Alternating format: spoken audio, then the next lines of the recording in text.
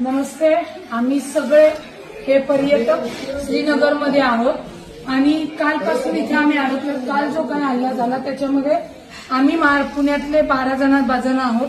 हे नाशिकचे आहेत आणि ही फॅमिली अहमदाबादची आहेत. असे अनेक जवळजवळ 60 ते 65% पर्यटक इथं अडकलेले आहेत. कालचा हल्ला झाल्यानंतर आणि ही बातमी आल्यानंतर सगळे प्रचंड घाबरलेले आहेत. मला प्रशासनाला एवढंच सांगायचं की कृपया इथनं विमानाची सोय तातडीने करावी.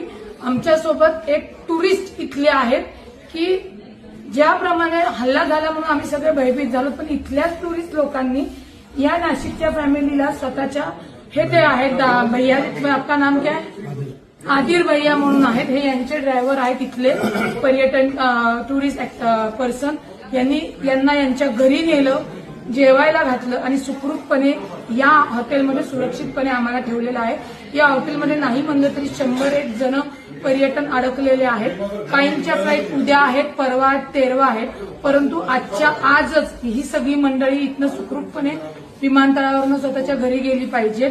कारण का किती जरी सांगितलं की मिलिटरी रस्त्यावर आलेली आहे,